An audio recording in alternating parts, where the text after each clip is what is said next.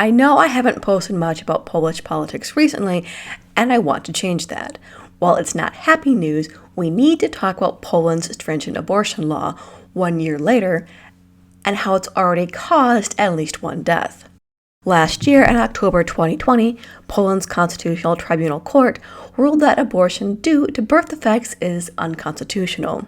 Those types of abortions accounted for 98% of all the procedures performed here, so that ruling made abortion essentially illegal. Sure, the law says you can get one in cases of rape or if the mother's health is threatened, but in reality, with penalties for performing abortions, most doctors won't be quick to act. This isn't speculation on my part. A woman who was pregnant and had serious complications died of septic shock on the 22nd September 2021 at a hospital in Pszczyna, a town in southern Poland. After her death, there have been a number of protests in cities across Poland, not as large as the ones last fall, of course, which were said to be the largest in Poland since the fall of communism. And after questions from the deceased woman's family, Poland's health ministry has clarified the abortion laws, saying that, of course, the woman who died could have gotten an abortion. Her death wasn't about strict abortion regulations, it was just a medical error. Okay, that's as long as I can go without interjecting my opinion. I'm not at all surprised that Catholic Poland has laws dictated by the church when the government gets to control women's bodies. Heck, this is a country where religion is still taught in public schools. And by religion, I mean Catholicism. And remember, this isn't just about religion. This is about political posturing and a very conservative political party appealing to its base. The judge who issued the ruling last October was appointed by Andrzej Duda, Poland's president and member of Prawo i Sprawiedliwość, PiS for short, Poland's right-wing ruling party.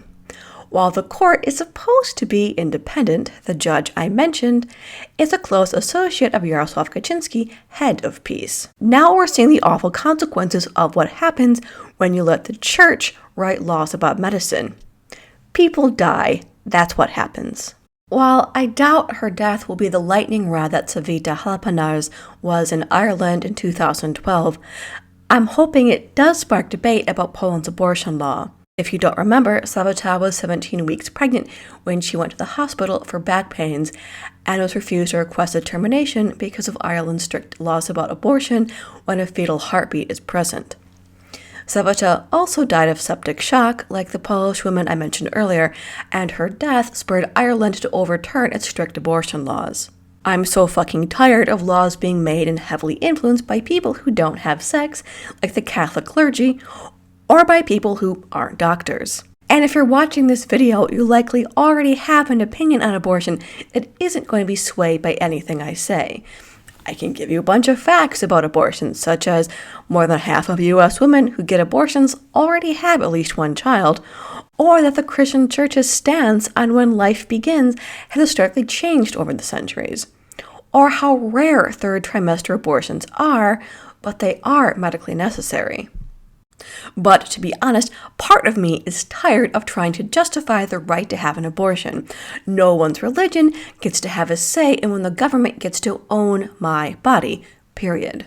This topic is particularly close to my heart because I had an abortion in 2011. I haven't talked about it much on this channel, or at all, because it's a difficult topic for me. While I am, and always have been, very pro-choice, mentally healing from my abortion took a long time. I know from research I've done, therapists I've talked to, and stories from other people who've had abortions that my healing period was very atypical. But if I had to do it over again, I'd still get the abortion. My partner at that time was emotionally abusive. Having a child with him was just not an option, and he refused to even consider the possibility of adoption. I also believe that the silence and shame around abortion absolutely didn't help my healing process.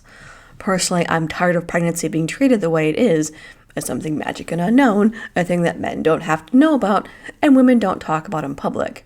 It still blows my mind how many men have no idea about basic female biology, not understanding how different types of birth control work, for example. And I'm not just talking about the politicians who make these laws. I mean men I've had the misfortune of dating. I think what a lot of anti-abortion people forget is that just because you force a woman to give birth to a child doesn't mean that child's life is going to be happy. And I think we all know that if abortion laws had anything to do with saving actual children's lives, Polish politicians would do something about mental health care for teens in Poland. Or do something about these young children stranded at the Polish-Belarusian border. But we all know that abortion laws are not actually about children's health or women's health. They're about controlling women. Thanks for listening. I've been having a not great mental health month, but I am going to get back to making videos on a regular basis again. Leave me a nice comment, but if things go sideways, I might just turn off commenting.